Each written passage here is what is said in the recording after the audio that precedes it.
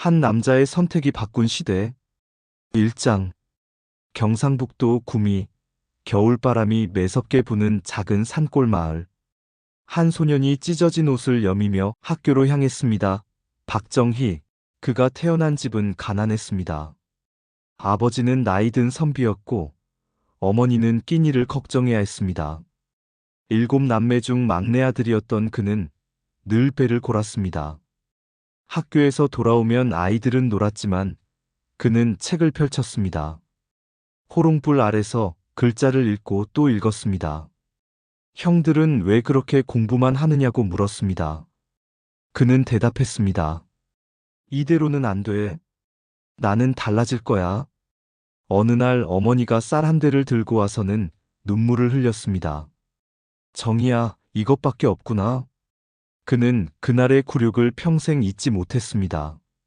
가난은 수치가 아니라고들 했지만 그에게 가난은 분노였습니다. 세상을 바꾸지 않으면 이런 삶은 끝나지 않을 것 같았습니다. 선생님은 그를 아꼈습니다. 너는 큰 사람이 될 거다. 칭찬이 아니라 예언 같았습니다. 소녀는 그 말을 가슴에 새겼습니다. 밤마다 꿈을 꾸었습니다. 가난한 이 땅이 풍요로워지는 꿈, 사람들이 웃으며 사는 꿈을 말입니다. 마을 사람들은 그를 이상하게 봤습니다. 저 애는 뭔가 다르네. 친구들과 어울리지 않고 혼자 산길을 걸으며 생각에 잠기는 소년. 그의 눈빛에는 이미 무언가 타오르고 있었습니다. 학교를 졸업할 무렵 그는 교사가 되기로 결심했습니다. 사범학교에 입학했습니다.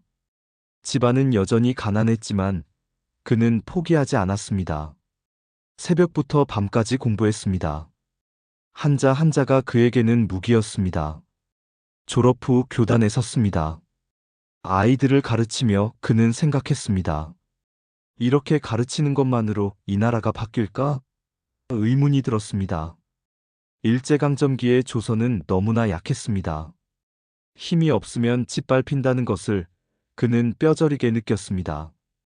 어느 날 신문에서 만주군 모집 광고를 봤습니다. 순간 그의 심장이 뛰었습니다. 힘을 가져야 한다. 총을 들어야 한다. 교사 생활을 청산하고 그는 만주로 향했습니다. 25살 한 남자의 운명이 바뀌는 순간이었습니다. 산골 소년이 군인이 되었습니다. 그가 걸어갈 길은 험난했습니다. 하지만 그는 이미 결심했습니다. 나는 이 나라를 바꿀 것이다. 그의 눈빛은 더 이상 소년의 것이 아니었습니다. 역사는 그를 기다리고 있었습니다. 2장. 만주의 차가운 바람이 얼굴을 때렸습니다. 박정희는 군복을 입고 훈련장에 섰습니다. 교단에서 아이들을 가르치던 손은 이제 총을 잡았습니다. 동료들은 그를 이상하게 봤습니다. 조선인 주제에 왜 이렇게 열심히 하나? 무시와 차별이 일상이었습니다. 하지만 그는 굴하지 않았습니다. 새벽부터 밤까지 훈련에 매진했습니다. 총검술, 사격, 전술. 모든 것을 완벽하게 익혔습니다. 상관들조차 놀랐습니다. 저 조선인은 다르군. 인정받기 시작했습니다.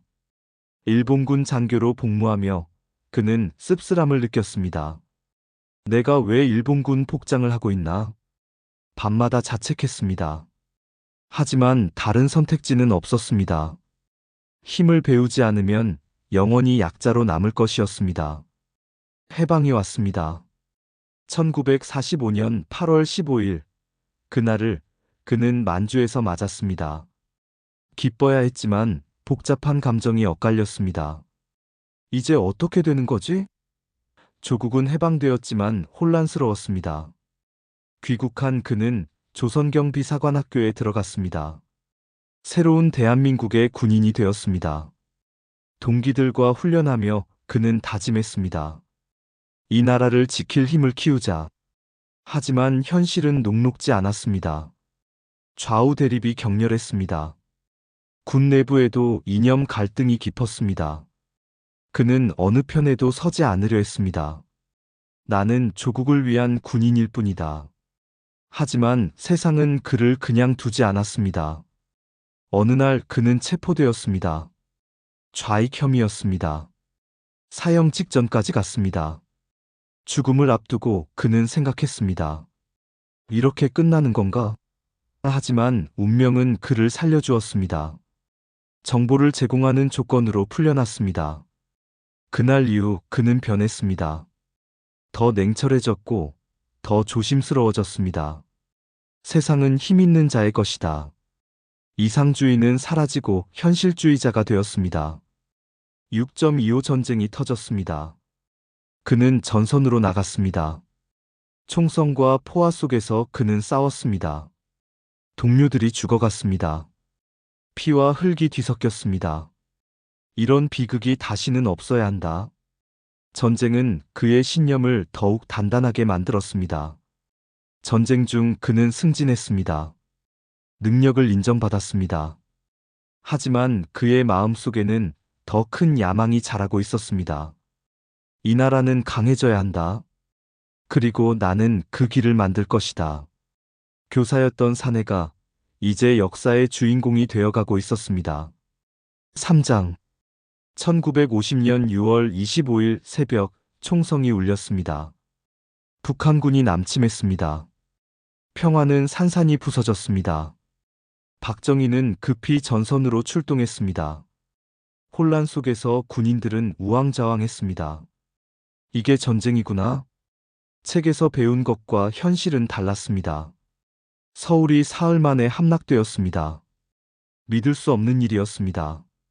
정부는 남쪽으로 피난했습니다. 국군은 후퇴를 거듭했습니다. 우리는 왜 이렇게 약한가? 분노가 치밀었습니다. 낙동강 전선에서 그는 싸웠습니다. 적탄이 빗발쳤습니다. 옆에 있던 전우가 쓰러졌습니다. 피가 튀었습니다. 이런 나라를 만든 건 누구인가? 화가 났습니다. 제대로 된 무기도 훈련도 없이 젊은이들이 죽어가는 현실이 참담했습니다. 인천 상륙작전이 성공했습니다. 반격이 시작되었습니다. 서울을 되찾았습니다. 하지만 기쁨도 잠시 중공군이 개입했습니다. 다시 밀렸습니다. 일사후퇴 또다시 남쪽으로 내려갔습니다. 눈 내리는 산길, 피난민들이 줄을 이었습니다. 어머니는 아이를 업고 노인은 지팡이를 짚었습니다. 그들의 눈빛에는 절망이 가득했습니다. 이 사람들을 지켜야 하는데 무력함이 엄습했습니다. 전쟁은 계속되었습니다. 고지전이 반복되었습니다. 같은 땅을 빼앗고 빼앗겼습니다. 소모전이었습니다. 젊은 생명들이 무의미하게 사라졌습니다. 도대체 이 전쟁의 끝은 어디인가? 회의가 들었습니다. 하지만 그는 포기하지 않았습니다. 부대를 이끌고 적과 맞섰습니다. 작전을 세우고 실행했습니다. 동료들은 그의 지휘 능력을 인정했습니다. 저 사람을 따르면 살 수 있다. 신뢰가 쌓였습니다. 밤이면 그는 생각했습니다. 왜 우리는 이렇게 약한가? 왜 우리는 스스로를 지킬 힘이 없는가? 분노와 절망이 뒤섞였습니다. 하지만 그 감정은 결의로 변했습니다. 이 나라를 강하게 만들어야 한다. 다시는 이런 비극이 없도록. 1953년 7월 27일 휴전협정이 체결되었습니다. 총성이 멈췄습니다. 하지만 전쟁은 끝나지 않았습니다. 휴전일 뿐이었습니다. 폐허가 된 땅, 무너진 건물, 굶주린 사람들. 이제부터가 진짜 전쟁이다. 그는 다짐했습니다. 전쟁은 그를 변화시켰습니다. 더 이상 이상만 좇는 사람이 아니었습니다. 현실을 직시하는 사람이 되었습니다. 힘만이 평화를 지킨다. 강한 나라만이 살아남는다. 그의 신념은 확고해졌습니다. 역사는 그를 기다리고 있었습니다. 사장 1961년 5월 15일 밤 청량리 근처 어느 식당. 담배 연기가 자욱한 방에서 남자들이 모였습니다. 표정은 굳어 있었습니다. 박정희는 술잔을 들지 않고 창밖을 바라봤습니다. 정말 해야 하는가? 마음속에서 질문이 맴돌았습니다. 당시 대한민국은 혼란스러웠습니다. 4.19 혁명으로 이승만 정권이 무너졌습니다. 장면 내각이 들어섰지만 무능했습니다. 데모가 끊이지 않았습니다. 경제는 파탄 직전이었습니다. 이러다가 나라가 무너진다. 위기감이 고조되었습니다. 군부 내에서 속삭임이 퍼졌습니다. 우리가 나서야 한다. 젊은 장교들은 분노했습니다. 부패한 정치인들을 보고만 있을 수 없다. 쿠데타 계획이 구체화되었습니다. 박정희는 고민했습니다. 이것은 옳은 일인가? 군인의 본분은 정치가 아니었습니다. 하지만 현실은 그를 밀어붙였습니다. 누군가는 해야 한다. 이대로는 안 된다. 결단의 순간이 다가왔습니다. 5월 16일 새벽 한강 다리에 군용 트럭이 줄지어 섰습니다. 군인들이 총을 들고 서울로 진입했습니다. 무혈 쿠데타였습니다. 정부는 속수무책이었습니다. 단 몇 시간 만에 권력은 바뀌었습니다. 라디오에서 혁명 공약이 낭독되었습니다. 반공을 제일 목표로 한다. 부패와 구악을 일소한다. 자주 경제를 재건한다. 국민들은 혼란스러웠습니다. 이게 무슨 일인가? 찬반이 엇갈렸습니다. 미국은 반발했습니다. 쿠데타는 인정할 수 없다. 압박이 들어왔습니다. 하지만 박정희는 물러서지 않았습니다. 우리는 이 나라를 구하기 위해 일어섰다. 설득이 시작되었습니다. 국민들은 반응을 지켜봤습니다. 어떤 이들은 환영했습니다. 드디어 부패 정치가 끝나는구나. 하지만 어떤 이들은 두려워했습니다. 군부 독재가 시작되는 건 아닌가? 의심의 눈초리가 따가웠습니다. 박정희는 기자회견을 열었습니다. 우리는 권력을 탐하지 않습니다. 이 나라를 바로 세우고 민정에 이양할 것입니다. 약속했습니다. 하지만 속마음은 달랐습니다. 민간 정치인들이 할 수 있을까? 의구심이 들었습니다. 쿠데타 주도 세력은 국가재건 최고회의를 구성했습니다. 권력의 정점에 박정희가 섰습니다. 이제부터 진짜 시작이다. 그의 눈빛은 형형했습니다. 밤마다 그는 잠들지 못했습니다. 내가 한 선택이 옳은가? 자문자답했습니다. 창밖으로 서울의 야경이 보였습니다. 아직도 어두웠습니다. 불빛이 적었습니다. 이 도시를 밝혀야 한다. 이 나라를 일으켜야 한다. 결의를 다졌습니다. 역사는 갈림길에 섰습니다. 한 남자의 선택이 대한민국의 운명을 바꾸기 시작했습니다. 찬반의 논쟁은 지금도 계속되지만 분명한 것은 그날 이후 모든 것이 달라졌다는 사실입니다. 5장. 잘 살아보세. 구호가 전국에 울려 퍼졌습니다. 박정희 정부는 경제개발에 모든 것을 걸었습니다. 제1차 경제개발 5개년 계획이 발표되었습니다. 우리 손으로 우리 힘으로. 국민들은 반신반의했습니다. 정말 가능한 일인가? 한강 다리 공사장에 사람들이 몰려들었습니다. 콘크리트를 붓고 철근을 세웠습니다. 땀이 비 오듯 흘렀습니다. 이 다리가 완성되면 나라가 달라진다. 희망이 생겼습니다. 경부고속도로 착공식이 열렸습니다. 서울에서 부산까지 고속도로를 만든다는 계획에 많은 이들이 고개를 저었습니다.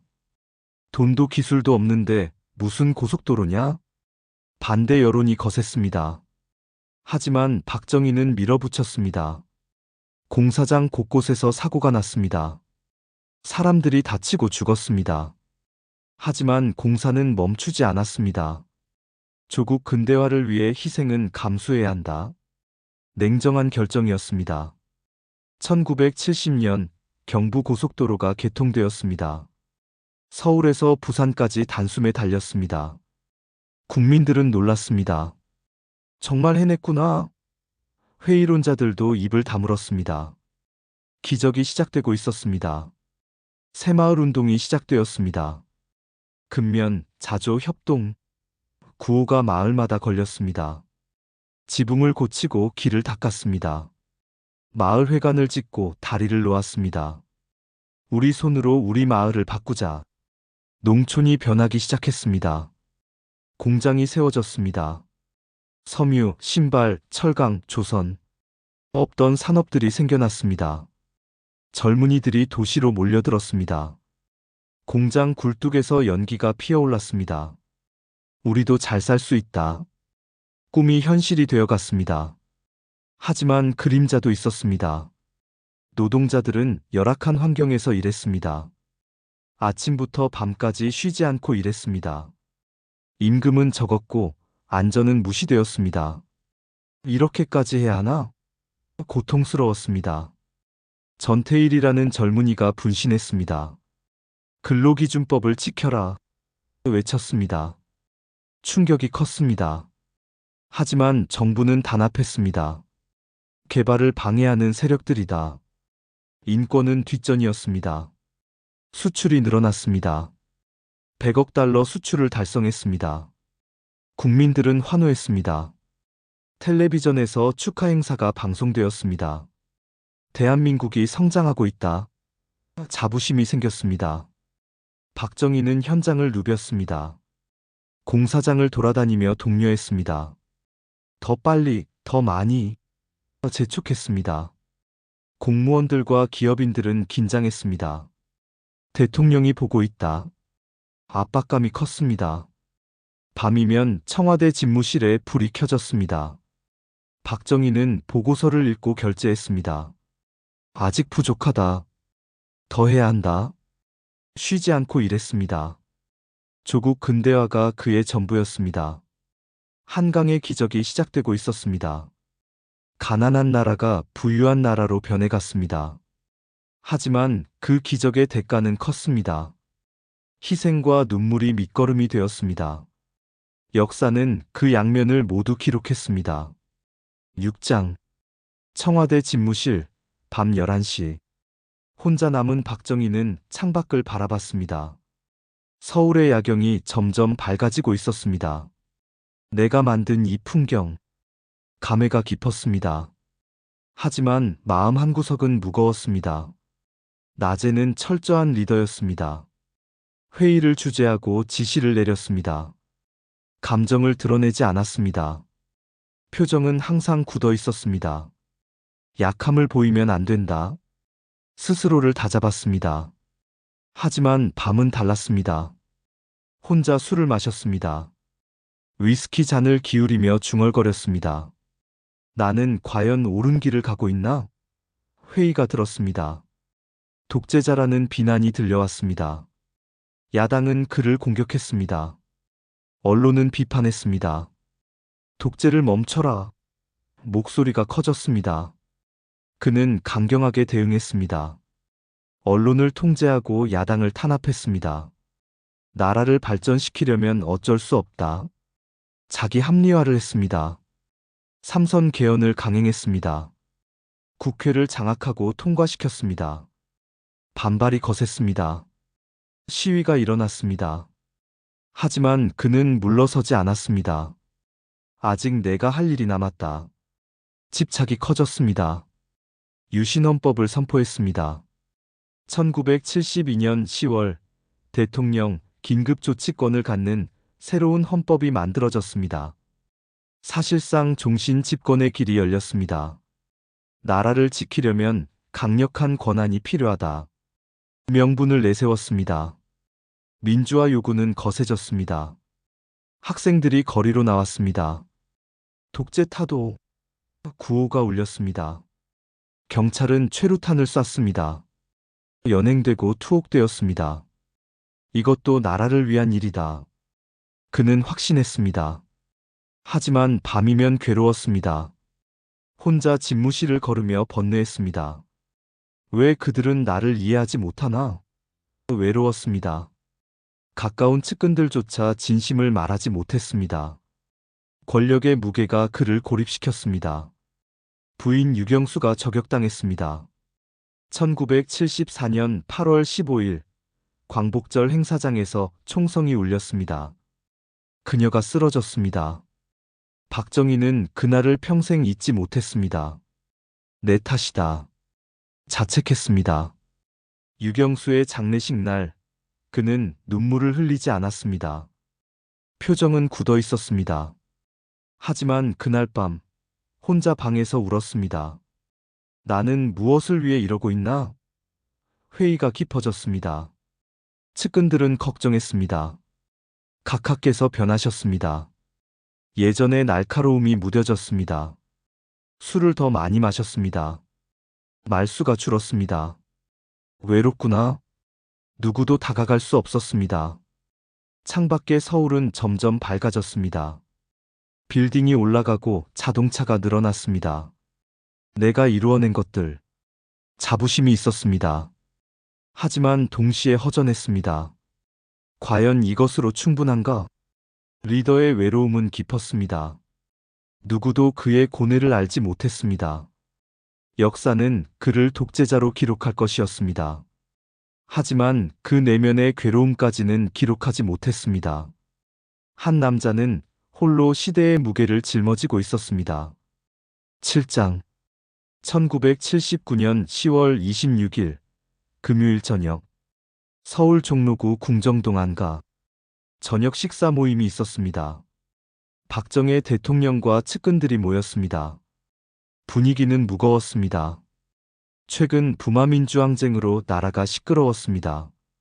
차지철 경호실장이 강경론을 폈습니다. 대모대를 강력히 진압해야 합니다. 목소리에 힘이 들어갔습니다. 김재규 중앙정보부장은 반대했습니다. 대화로 풀어야 합니다. 두 사람의 대립이 깊어졌습니다. 박정희는 피곤해 보였습니다. 술잔을 들었다 놓았다 반복했습니다. 도대체 언제까지 이래야 하나? 중얼거렸습니다. 18년간 이어진 권력의 무게가 그를 짓눌렀습니다. 김재규는 초조했습니다. 차지철의 발언이 계속될수록 분노가 치밀었습니다. 저 사람 때문에 나라가 망한다. 마음속으로 다짐했습니다. 손은 주머니 속 권총을 만졌습니다. 저녁 식사가 진행되었습니다. 노래가 흘러나왔습니다. 가수들이 불렀습니다. 하지만 분위기는 어색했습니다. 차지철과 김재규의 신경전이 계속되었습니다. 공기가 무거웠습니다. 오후 7시 40분경 김재규가 자리에서 일어났습니다. 화장실에 가는 척했습니다. 옆방으로 갔습니다. 권총을 확인했습니다. 손이 떨렸습니다. 지금 아니면 기회가 없다. 결심을 굳혔습니다. 다시 방으로 돌아왔습니다. 차지철이 또 강경 발언을 했습니다. 헬리콥터로 기총소사를 해야 합니다. 김재규는 참을 수 없었습니다. 권총을 꺼냈습니다. 총구를 겨눴습니다. 첫발이 울렸습니다. 차지철의 손목에 맞았습니다. 비명이 터졌습니다. 혼란이 시작되었습니다. 박정희는 놀라 일어섰습니다. 이게 무슨 짓이야? 소리쳤습니다. 김재규는 대통령을 향해 총을 쐈습니다. 가슴에 맞았습니다. 박정희는 쓰러졌습니다. 피가 흘렀습니다. 부하들이 달려들어왔습니다. 추가 사격이 이어졌습니다. 차지철도 죽었습니다. 방 안은 아수라장이 되었습니다. 총성과 비명이 뒤섞였습니다. 연기가 피어올랐습니다. 박정희는 바닥에 쓰러져 있었습니다. 눈을 감았습니다. 숨이 끊어졌습니다. 오후 7시 50분 대한민국 제5대에서 9대까지의 대통령 박정희가 서거했습니다. 18년의 권력이 단 몇 분 만에 끝났습니다. 한 시대가 막을 내렸습니다. 김재규는 체포되었습니다. 나는 민주주의를 위해 이 일을 했다. 진술했습니다.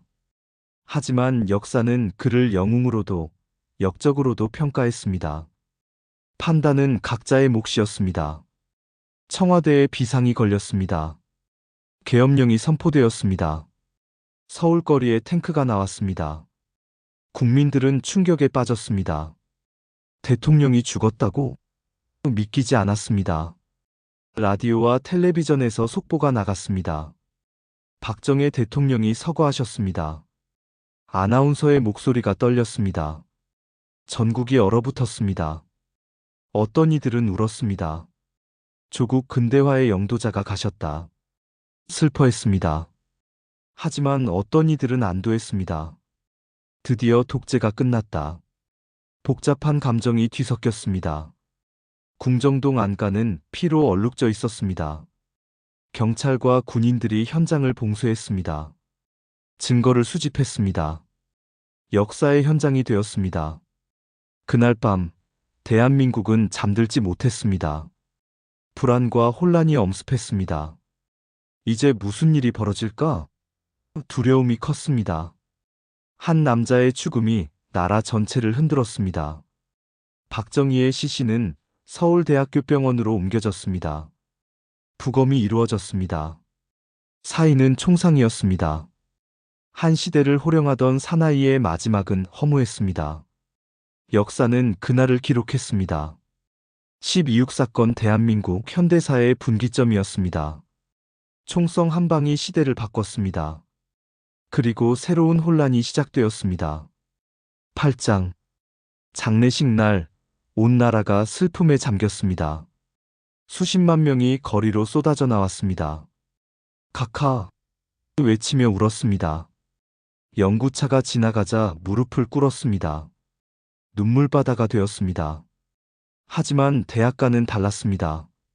학생들이 모였습니다. 독재자의 죽음을 애도할 수 없다. 목소리를 높였습니다. 경찰이 저지했습니다. 충돌이 일어났습니다. 같은 하늘 아래 다른 반응들이었습니다. 국장이 치러졌습니다. 동작동 국립묘지에 안장되었습니다. 군악대가 애국가를 연주했습니다. 조포가 울렸습니다. 한 시대가 공식적으로 막을 내렸습니다. 그 후 대한민국은 격변기를 맞았습니다. 서울에 봄이 왔습니다. 민주화 열기가 뜨거웠습니다. 하지만 곧 12.12 군사 반란이 일어났습니다. 또 다른 군인들이 권력을 잡았습니다. 역사는 반복되는 것 같았습니다. 세월이 흘렀습니다. 1980년대, 90년대를 거쳐 21세기가 되었습니다. 대한민국은 민주화를 이루었습니다. 경제는 더욱 성장했습니다. 세계 10위권 경제대국이 되었습니다. 사람들은 박정희를 평가하기 시작했습니다. 보수 진영은 그를 영웅으로 추앙했습니다. 조국 근대화의 아버지 한강의 기적을 이룬 지도자 칭송했습니다. 동상을 세우고 기념관을 만들었습니다. 진보 진영은 비판했습니다. 독재자, 인권 탄압자, 민주주의를 후퇴시킨 인물 규탄했습니다. 동상 철거 운동을 벌였습니다. 대립은 지금도 계속됩니다. 역사학자들은 양면을 분석했습니다. 경제 개발의 공로는 인정된다. 하지만 독재와 인권 탄압은 비판받아야 한다. 균형 잡힌 시각을 제시했습니다. 하지만 국민들의 의견은 여전히 갈렸습니다. 경부 고속도로를 달리는 사람들이 있습니다. 이 길이 없었다면 어땠을까? 생각합니다. 포항제철에서 일하는 노동자들이 있습니다.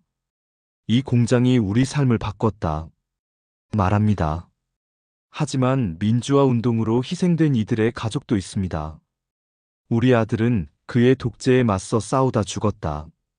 눈물 흘립니다. 고문 후유증으로 고통받는 이들도 있습니다. 그 시절을 잊을 수 없다. 떨립니다. 교과서는 그를 다룹니다. 어떻게 서술할 것인가를 놓고 논쟁이 벌어집니다. 업적을 강조해야 한다, 과오를 명확히 해야 한다, 의견이 대립합니다. 교육 현장도 혼란스럽습니다.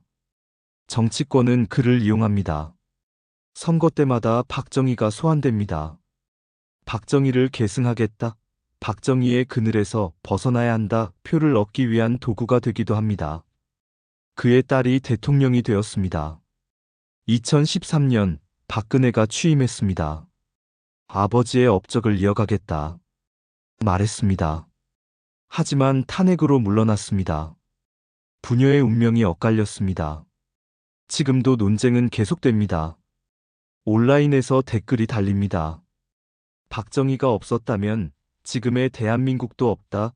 독재는 어떤 이유로도 정당화될 수 없다. 끊임없이 대립합니다. 세대 간 차이도 큽니다. 그 시절을 산 노년층은 그를 그리워합니다.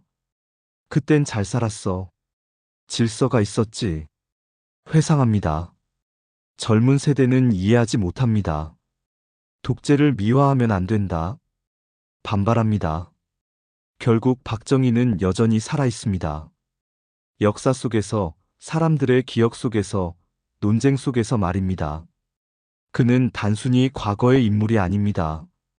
현재 진행형의 존재입니다.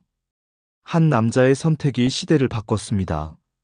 가난한 산골 소년에서 대통령이 된 그의 인생은 드라마틱했습니다. 그가 이룬 것과 짓밟은 것, 모두가 대한민국의 역사입니다. 고속도로는 여전히 달립니다. 공장 굴뚝에서는 여전히 연기가 납니다. 그것이 그의 유산입니다. 동시에 민주주의를 향한 투쟁도 계속됩니다. 그것 또한 그가 남긴 과제입니다. 역사는 계속됩니다. 논쟁도 계속됩니다. 박정희라는 이름은 대한민국이 존재하는 한 사라지지 않을 것입니다. 그가 영웅인지 독재자인지 그 판단은 각자의 몫으로 남았습니다. 한 가지 분명한 것은 그가 대한민국 현대사의 가장 큰 물줄기를 만든 인물이라는 사실입니다. 그 이름 박정희. 그는 여전히 이 땅에서 살아 숨쉬고 있습니다.